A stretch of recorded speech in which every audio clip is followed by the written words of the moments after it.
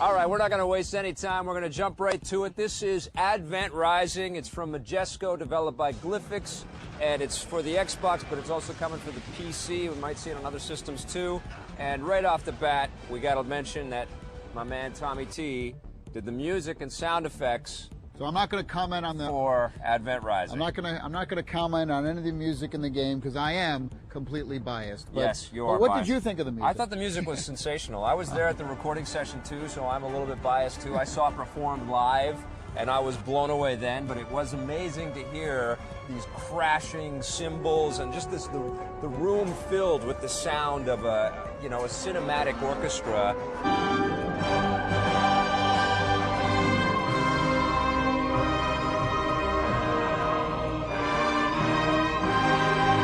What I really liked about it was that the storyline was solid and compelling, and it kept you engrossed in what was going on. What's great is you progress into the game as well. You get all these great slow-mo moves, and that's when it really starts to get fun, when you're doing flips and going into slow-mo. Now there are some pretty big problems in the game. The frame rate in the game is inconsistent. Sometimes it's pretty smooth and silky, but other times when you've got a ton of bad guys on the screen or a big chunk of the environment is being rendered at the same time, it starts to bog down a little bit, and that's frustrating. One of the things that frustrated me is the flick targeting system. Right. This is a great thing, actually, where you take the right stick and you flick in any direction to target it on the guys. That I like. Yeah. But what happens sometimes is when you're trying to turn corners or doing other stuff, it'll accidentally flick and target something and swing you around the opposite way. It does get manic, especially when there's lots of people on screen at the same time. But one other thing that kind of bothered me too was that the visuals for the game overall, I was a little unimpressed by them. I just felt like the art style felt a little bit dated. Now, can we talk about the footstep sounds for a second? Sure. This is what I'm talking Wait about. a second. We can't talk about your damn footstep sounds. Well, you made them. No, yeah, I know, but I just want to bring up because I'm not going to let you. No, but I always I'm not tooting my own horn. I'm just saying that this is the way video games should be done. We used a plethora of footstep sounds on all different surfaces. Can we get some kind of title thing in here that says this is gross self-promotion or something like that? No, I'm just saying. This is really tacky. I'm just saying because I always complain about footsteps. May this journey bring you truth and healing, divine creature. They always say, hey, buddy, why don't you put your money where your mouth is? Sure. Why don't you tell us how footsteps are done? So there you go. The footstep sounds. All right, that's all I wanted to hear. I was literally on my knees going, oh, my God. Listen to those footsteps. Exactly. They're amazing. Isn't that incredible? You did a phenomenal job. Very solid game. And Easy to get into. Liked it. I liked the storyline. I liked the controls. I liked the combat. You know what? I was surprised by how much action there really was. I mean, they didn't disappoint. There's always tons of baddies to kill. They had to have that requisite turret sequence where we love jumping into the turrets and you kill they put that the stupid guys that come running at the machine guns. Although it has a lot of action though, but because you get different powers and different abilities, your character learns to grow.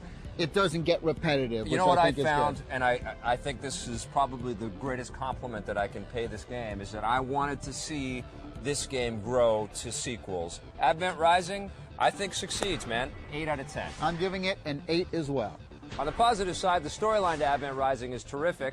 Love that orchestral soundtrack. It's incredible. But the best part of all, those incredible footstep sounds. Oh, my God! On the negative side, some people may feel that the graphics are a little outdated.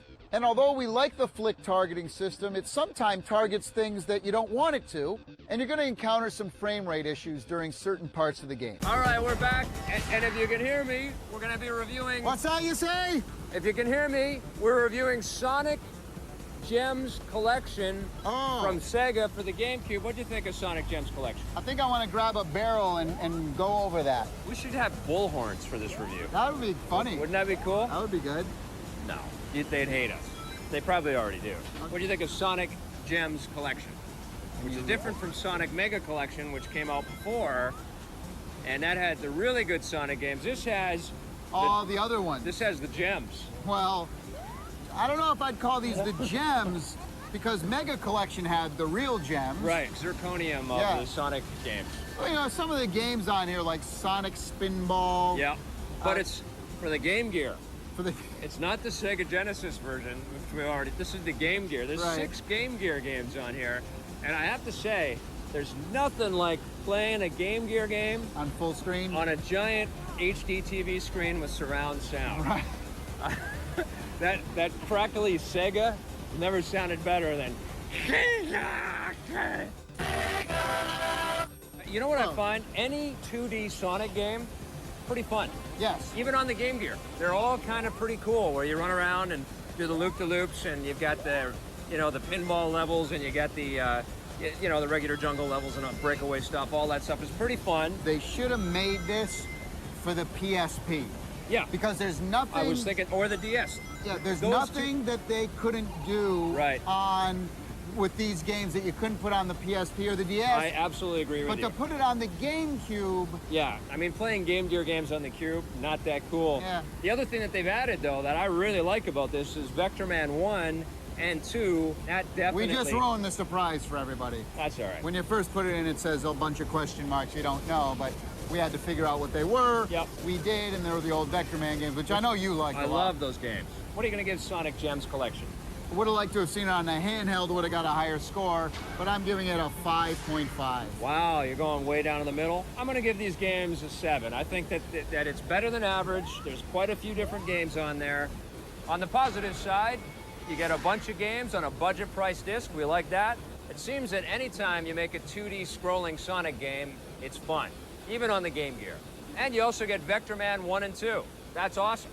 On the negative side, with Sonic Mega Collections already out on the market, this one seems a little subpar. A lot of the games on this disc are only going to appeal to the hardcore Sonic fans out there, and we just felt overall that this game would have been better suited for a handheld machine as opposed to the... Now we're talking about Mario Party 6. This one was developed by Hudson Soft, published by Nintendo for the GameCube, and this is the 6th Mario Party game. Well, more importantly, it's the 6th Mario Party in the last 6 years. Yeah, they keep making them. Hudson's come It's out like the with new one Madden. every single year. And exactly, it's like Madden. And I've always been a big fan, in fact, of the Mario Party games. You know, I think of all the party type games out there, Mario Party has consistently done them the best. Yes, and consistently. I've tried some of the other ones, like what was that Namco one? I couldn't stand. Pac-Man. Yeah, I couldn't. I mean, some of the other party Crash games, Bash was good. I didn't like that one that Crash much. Bash was but good. Mario Party's been good. It's just that the question is, are they stretching this idea a little bit thin by this point? And the answer is yes. I've taken steps away from the series, haven't played the game for a few iterations. Uh-huh. So getting back into Mario Party 6 was a little bit new for me. Okay. And I gotta say that if you haven't played one for a while, this one isn't a bad one to jump into. One of the cool things that they've done this time, they've given you a microphone so you can have all of these different sort of voice-activated mini-type games. Well, it's not all of them. There's pretty much 2 different styles that the microphone comes into play with. One of them, you're kind of controlling the character on screen, up, left, down, and they kind of react. Right. And the other one is, which I like, is you actually answer questions. It's like a quiz show kind of thing. Now, when I put the microphone in, I was trying to use it like I was in Lifeline. Remember that game for the PlayStation 2? Right. So I was talking to the princess going, close off, but she wasn't listening. You're a sad man. But the biggest thing that Mario Party lacks, though, is the real originality from going from like Mario Party 4 or 5 to 6. It's starting to get just a little drawn out. And I'll tell you something else, the presentation, again. Not that great. The characters' graphics. Look, I played Mario Power Tennis. Yeah, they look better in that. The characters Absolutely. look a lot better. So, it's time to update. If you're going to do another Come on. iteration, This is let's not, update it. This is not one of those games that you scrutinize like every other kind of platform action adventure type thing. This is a No, game you want it that, to look better, though. It looks okay.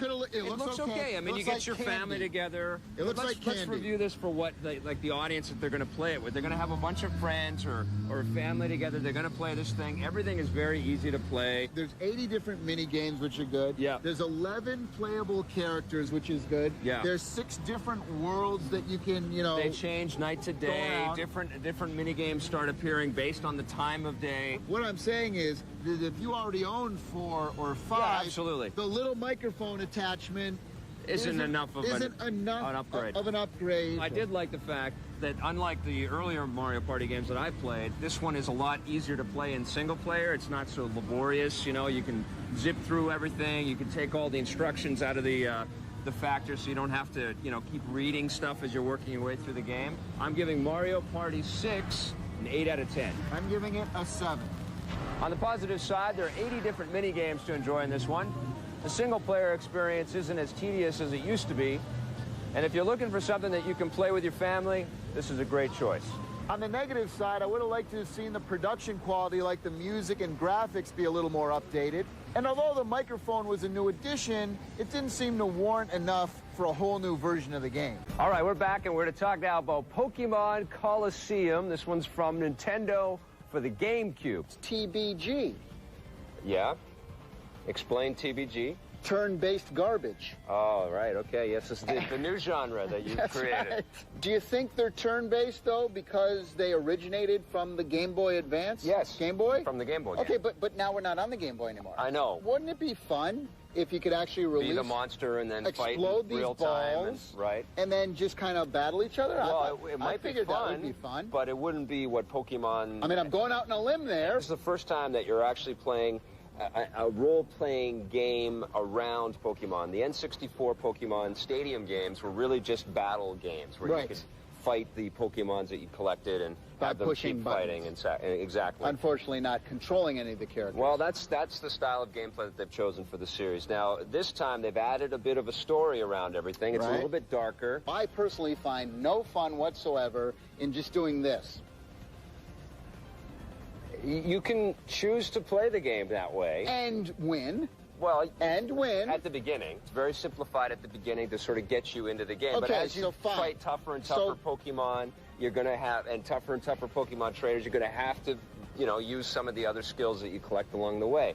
Another thing that they've added to this game, which is in keeping with the Ruby and Sapphire GBA games, you can have 2-on-2 battles, so you can have, you know, like a tiny army of Pokemon against another tiny army of Pokemon. You also get a Colosseum mode in the game. That's where the name of the game comes from, where it's just all battles, just like Stadium, where you can import Pokemon from your Ruby and Sapphire Game Boy Advance cartridges and have them fight. You can also play with your friends. They have to use Game Boy Advances to link up and do all that cable thing like Final Fantasy Chronicles. But, you know, there's not enough, like, it's not the Madden football of Pokemon. No, you know, you're right. You're absolutely play Madden football, there's a gazillion things you could do. So maybe I can slightly look past the turn-based strategy part, okay? But why do they have to have all of the constant reading? Yes, I knew the complaint about reading. I want to be told the story. If I went to a movie... You wouldn't want to read through a movie? No, and that's why I hate foreign films. I will say this. Can I talk about a positive thing? Yes, you can, actually. Okay. It'd be very different. There would be different. Yeah. The positive thing, which I was excited about, is they actually, although it is kind of MIDI, but they actually use orchestral music. I like the music in the game. It was very nice. And they did a good job of the music, and it was nice to see. Fans of the series are going to love it, but I got to give it a 5. I'm going to give it a 6 out of 10. I have to be honest, I prefer playing Pokemon games on the Game Boy Advance. On the positive side, this is the first time we're getting a 3D RPG Pokemon on the consoles. The music was pretty cool, and you can upload all of your saved Pokemon from Ruby or Sapphire. On the negative side, if you don't like turn-based games, you're definitely not going to like this one. Although all the Pokemon presentation and gameplay has been updated, it just doesn't seem like it was enough. And the only way to play Pokemon multiplayer is if you have a bunch of GBAs hooked up to your system.